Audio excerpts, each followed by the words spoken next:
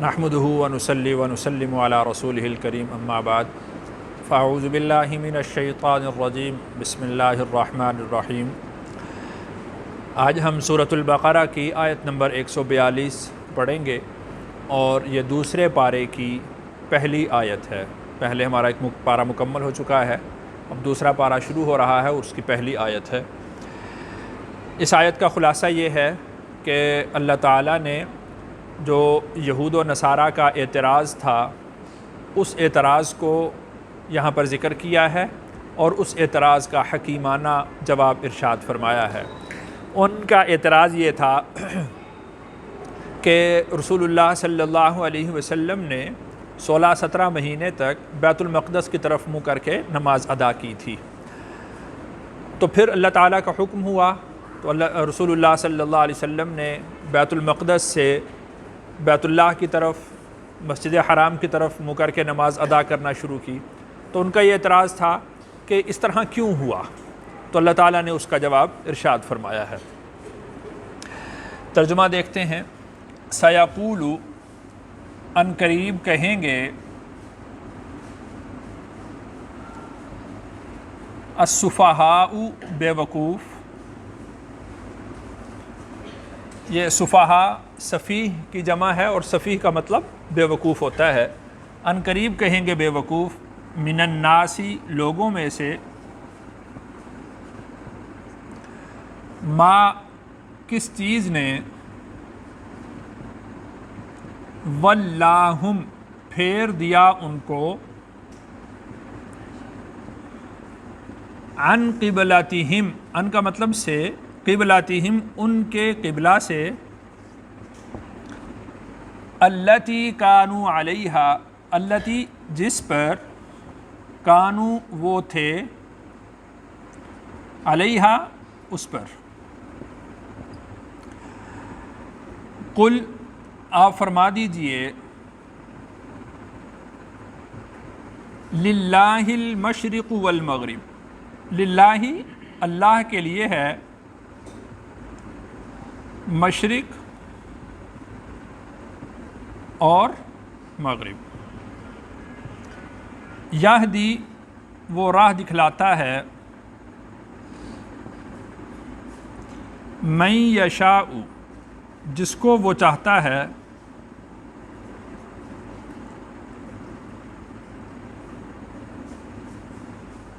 الی، طرف، صراط، راستہ، مستقیم، سیدھا، یعنی جس کو وہ چاہتا ہے وہ سیدھی راہ دکھلا دیتا ہے۔ تو اس آیت میں تحویل قبلہ کا واقعہ بیان کیا گیا ہے۔ تحویل قبلہ کا پورا قصہ یہ ہے کہ رسول اللہ صلی اللہ علیہ وسلم مکہ مکرمہ میں مسجد حرام کی طرف منہ کر کے نماز ادا کرتے تھے۔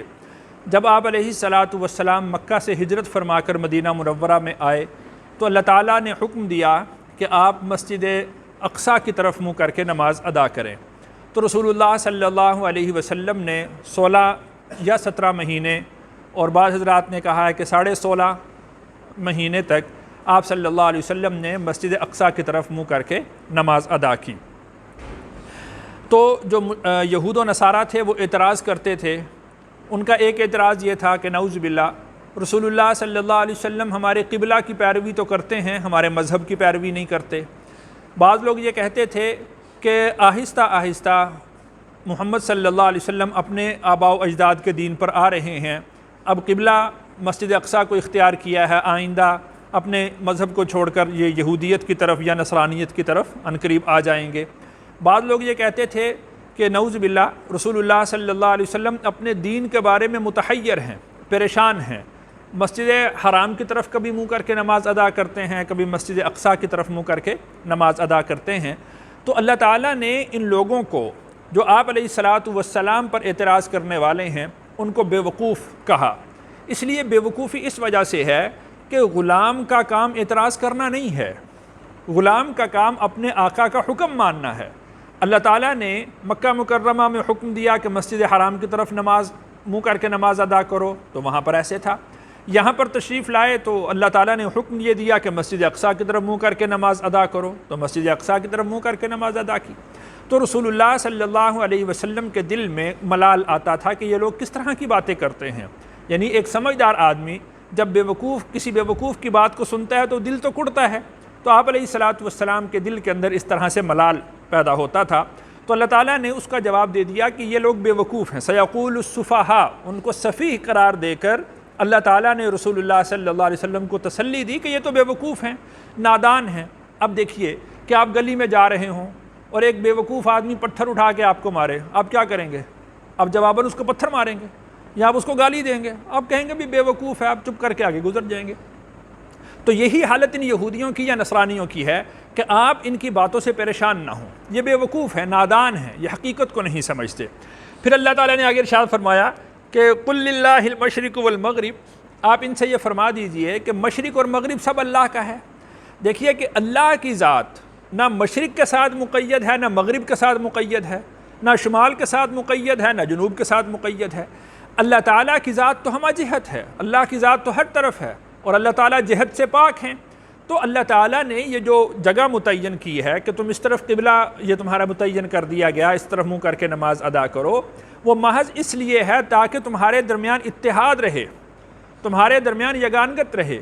اب مثال کے طور پر ہم یہاں پر 50 لوگ نماز پڑھتے ہیں، اگر ایک قبلہ متعین نہ کیا جاتا تو 50 جہتوں میں لوگ منہ کر کے نماز پڑھ رہے ہوتے، جس کا جس طرف کو منہ چاہتا وہ نماز ادا کرتا. تو اس میں اتحاد نہ ہوتا، یگانگت نہ ہوتی، آپس میں اجتماعیت پیدا نہ ہوتی. تو اس لیے اللہ تعالیٰ نے اس کو متحد کیا ہے، ایک قبلہ بنا دیا ہے کہ سارے لوگ اسی کی طرف منہ کر کے نماز ادا کریں. تو اللہ نے ارشاد فرمایا قل للہ المشرق والمغرب، اللہ جہت سے پاک ہیں، اور بندہ چونکہ وہ جہت کے ساتھ مقید ہے اس لیے بندے کی عبادت کو یکسوئی دینے کے لیے، تاکہ وہ یکسوئی کے ساتھ، دھیان کے ساتھ، توجہ کے ساتھ نماز ادا کر سکے، اللہ کی عبادت کر سکے، اس لیے اس کے لیے قبلہ متعین کیا گیا ہے. یہدی من یشاء الی صراط مستقیم، اللہ تعالیٰ جس کو چاہتے ہیں وہ سیدھی راہ کی ہدایت دیتے ہیں. دیکھیے کہ جو مسجد حرام ہے، مسجد حرام وہ جگہ ہے جہاں سے اللہ تعالیٰ نے ساری یہ زمین کی ابتدا کی. وہ پہلا بلبلہ جو پانی کے اوپر تھا تو وہ یہ مسجد حرام کی جگہ تھی، یہاں سے اللہ تعالیٰ نے ساری مٹی کو پھیلایا. اب دیکھیے کہ دنیا کا اصول یہ ہے کہ کل شیء یرجع الی اصلہ، ہر چیز اپنی اصل کی طرف لوٹتی ہے. تو بیت اللہ کی جو جگہ ہے یہاں سے مٹی کو پھیلایا اللہ نے، اور سارے کے سارے انسانوں کو بھی اللہ تعالیٰ نے مٹی سے پیدا کیا. تو قانونی طور پر، عقلی طور پر یوں ہی ہونا چاہیے کہ سارے کے سارے انسانوں کا رجوع اسی اپنی اصل کی طرف ہونا چاہیے. ایک تو یہ وجہ.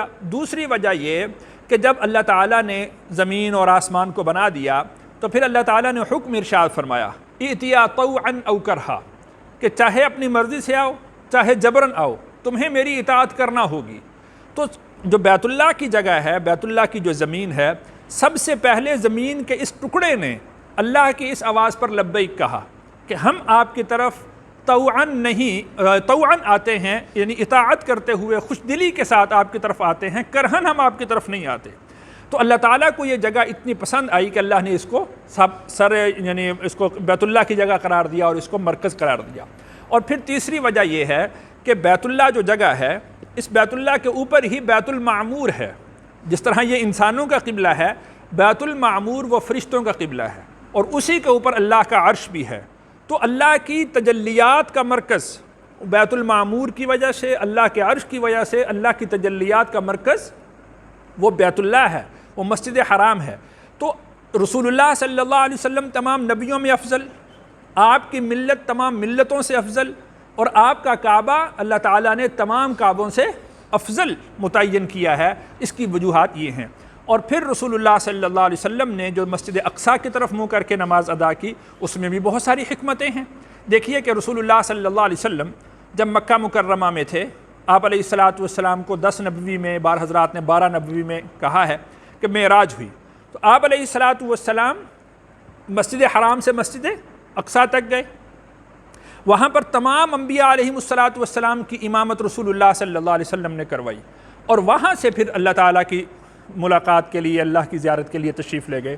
تو جہاں پر رسول اللہ صلی اللہ علیہ وسلم کو یہ شرف ملا کہ اللہ نے آپ کو امام الانبیاء بنایا، تو اس جگہ کا یہ تقدس تھا، اس کی یہ شرافت تھی، اس کی یہ بزرگی تھی کہ اس کے انوارات کو بھی رسول اللہ صلی اللہ علیہ وسلم سمیٹ لیں۔ تو اس لیے اللہ تعالیٰ نے حکم دیا کہ آپ اس بیت المقدس کی طرف منہ کر کے نماز ادا کریں۔ اور پھر دوسری بات یہ کہ دیکھیں کہ رسول اللہ صلی اللہ علیہ وسلم نے جو 16 یا 17 مہینے بیت المقدس کی طرف منہ کر کے نماز ادا کی اور وہاں کے انوار و برکات آپ علیہ الصلاۃ والسلام نے سمیٹے، اور اس کے بعد پھر مسجد حرام کو ہمیشہ کے لیے قبلہ بنا دیا گیا، تو یہ تورات میں اور انجیل میں رسول اللہ صلی اللہ علیہ وسلم کی بشارت نبی القبلتین موجود تھی کہ وہ آخری نبی ایسے ہوں گے جو 2 قبلوں کی طرف منہ کر کے نماز ادا کریں گے۔ تو اس بشارت کی تکمیل کے لیے اللہ تعالیٰ نے یہ حکم دیا کہ آپ مسجد اقصیٰ کی طرف منہ کر کے بھی نماز ادا کریں۔ اور تیسری بات یہ کہ رسول اللہ صلی اللہ علیہ وسلم نے جب بیت المقدس کی طرف منہ کر کے نماز ادا کی تو بیت المقدس کے انوارات اور تجلیات بھی رسول اللہ صلی اللہ علیہ وسلم نے اپنے اندر سموئے، اور پھر یہی جو آپ علیہ الصلاۃ والسلام کے دل کے انوارات ہیں، آپ کی جو برکات ہیں، وہ آپ کی امت کے اندر منتقل ہوئیں۔ اسی وجہ سے رسول اللہ صلی اللہ علیہ وسلم نے ارشاد فرمایا کہ علماء امتی کا انبیاء بنی اسرائیل، میری امت کے جو علماء ہیں وہ بنی اسرائیل کے نبیوں کی مثل ہیں۔ وہ انوارات اور وہ برکات جو رسول اللہ صلی اللہ علیہ وسلم نے وہاں سے لیے، تو وہ انوار اور برکات رسول اللہ صلی اللہ علیہ وسلم کے سینہ سے وہ اس امت کے اندر منتقل ہوئے، اور وہ علماء ہی ہیں جنہوں نے آپ علیہ الصلاۃ والسلام کے انوار اور برکات کو محفوظ کیا۔ اور پھر یہ کہ یہ جو مسجد اقصیٰ ہے، بیت المقدس ہے، یہ حضرت موسیٰ علیہ الصلاۃ والسلام سے لے کر حضرت عیسیٰ علیہ الصلاۃ والسلام تک یہ صرف اس دورانیہ کے لیے اس کو قبلہ قرار دیا گیا۔ حضرت آدم علیہ الصلاۃ والسلام کا قبلہ مسجد حرام تھا، اور حضرت ابراہیم علیہ الصلاۃ والسلام نے، آپ حضرات جانتے ہیں کہ دوبارہ اسی مسجد حرام کی تعمیر کی اور اس کو قبلہ متعین کیا گیا۔ اور پھر رسول اللہ صلی اللہ علیہ وسلم جو کہ دین کی تکمیل کے لیے آئے، ملت کی تکمیل کے لیے آئے، ملت ابراہیمی کے اتمام کے لیے آئے، تو اس کا جو اتمام ہے وہ اسی صورت میں ممکن ہو سکتا تھا کہ ایسی جگہ کو قبلہ متعین کیا جائے جہاں پر اللہ کی رحمتوں کا اتمام ہوتا ہے، جہاں پر اللہ کی رحمتوں کا نزول سب سے زیادہ ہوتا ہے۔ تو دونوں قبلوں میں سے زیادہ جو اللہ کی رحمتوں کا نزول ہے وہ مسجد حرام کے اندر ہوتا ہے، اس وجہ سے اللہ تعالیٰ نے اس کو قبلہ قرار دیا۔ اور چونکہ اللہ کی رحمتوں کا نزول یہاں پر سب سے زیادہ ہوتا ہے، اس وجہ سے بیت اللہ کی طرف منہ کر کے نماز ادا کرنے سے سب سے زیادہ قرب اللہ کا نصیب ہوتا ہے۔ اللہ کی جو معیت ہے، اللہ کا جو قرب ہے، وہ سب سے زیادہ اس صورت میں آدمی کو مل سکتا ہے جب وہ مسجد حرام کی طرف منہ کر کے نماز ادا کرتا ہے۔ اسی وجہ سے رسول اللہ صلی اللہ علیہ وسلم نے ارشاد فرمایا ہے کہ جو شخص بیت اللہ کے اندر مسجد حرام میں ایک نماز ادا کرتا ہے اس کو 1,00,000 نمازوں کا ثواب ملتا ہے، اور جو شخص مسجد اقصیٰ کے اندر نماز ادا کرتا ہے اس کو 50,000 نمازوں کا ثواب ملتا ہے۔ تو یہاں پر اللہ کی رحمتوں کا نزول ہے، اور اس اللہ کی رحمتوں کا نزول مسجد اقصیٰ کے مقابلے میں 2 گنا ہے۔ تو یہاں پر جو اللہ کا قرب آدمی کو مل سکتا ہے وہ کسی اور جگہ کی طرف منہ کر کے نماز ادا کرنے سے یا کسی اور جگہ پر نماز ادا کرنے سے نہیں ملتا۔ اب یہ دیکھیے کہ یہدی من یشاء الی صراط مستقیم، کہ اللہ کا قرب وہی سیدھی راہ ہے، صراط مستقیم ہے کہ اللہ کی طرف بندے کا تعلق بن جائے، اللہ کا قرب نصیب ہو جائے۔ تو جو شخص ہدایت پر آنا چاہتا ہے تو وہ مسجد حرام کی طرف منہ کر کے نماز ادا کرے، تو اس کو اللہ کا قرب سب سے زیادہ اور سب سے جلد نصیب ہو جائے گا۔ اللہ تعالیٰ سے دعا ہے اللہ تعالیٰ مجھے اور آپ کو قرآن کا فہم نصیب فرمائے۔